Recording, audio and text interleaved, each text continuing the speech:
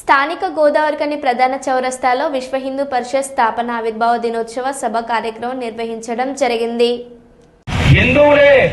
హిందువులుగా జీవించాలనుకుంటున్నారు, మరి మనం ఏమైనా ఆలోచించాలయ్యా వాళ్ళ కోసం అని ఒక ఆర్టికల్ రాశారు.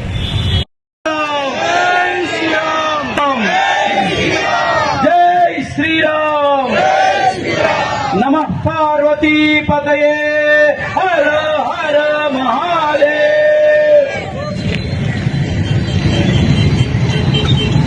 విశ్వ హిందూ పరిషత్ 61 సంవత్సరాలు పూర్తి చేసుకుని 62వ వసంతంలోకి అడుగుడినటువంటి శుభవేళ.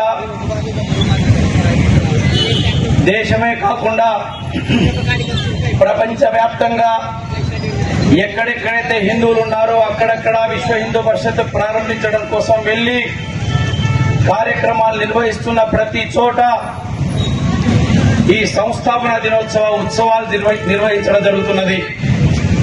దానిలో భాగంగా మన యొక్క గోదావరి కని ఇది పోరాటాల గని. ఇక్కడ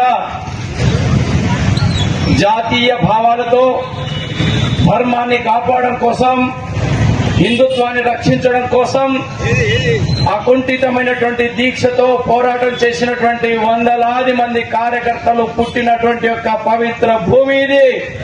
అటువంటి భూమికి నమస్సులు తెలియజేస్తూ ఈరోజు మనం ఈ ప్రశాంతమైనటువంటి సమయం ఆనందకరమైనటువంటి ఉత్సవాన్ని నిర్వహించుకుంటున్నాం.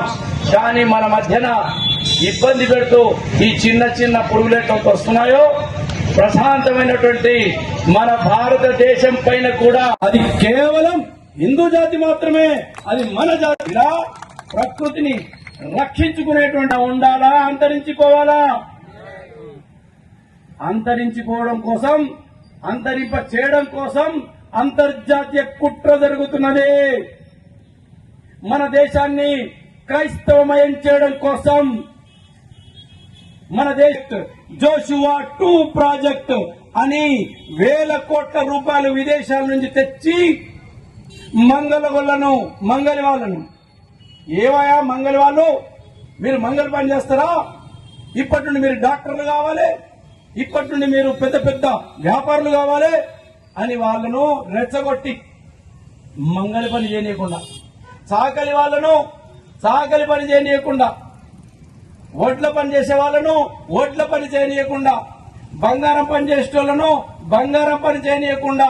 ఏంటి కొన్ని యుగాలు కలిస్తే యుగం అంటే ఏంటి? ఇది ఏ యుగం? అయిపోదు.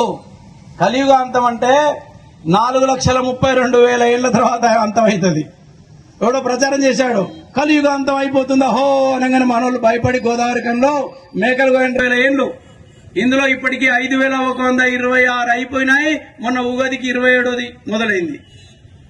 5,100 శకము అంటే యేసుక్రీస్తు అంటే ఆయన పుట్టినట్టు. అది మనకే సంబంధం లేదు, ఎక్కడ పుట్టాడో కూడా తెలియదు మనకు. అసలు దాని గురించి పెద్ద వివాదం ఉంది, అందులో మనం పోకూడదు, అవసరంలే. కానీ అది మాత్రం మన మీద రుద్ది మనది మర్చిపోయాం. ఈ 4 యుగాలు మొత్తం కలిపితే ఒక మహాయుగం. ఇటువంటి 70 మహాయుగాలు కలిపితే ఒక కల్పం. ఇది శ్వేతవరాహ కల్పం. ఇది కల్పంను ప్రారంభంలో కార్యక్రమాలు చేయడానికి సేవా కార్యక్రమాలు సేవా పనులు చేస్తుంది.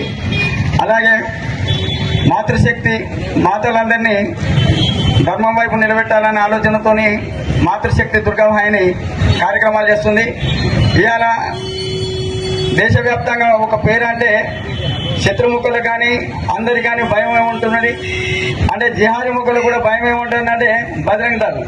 ఇవాళ బజరంగ్ దళ్ ప్రారంభించినంటే విశ్వ హిందూ పరిషత్ 1984లో అయోధ్య రామరథ యాత్రకు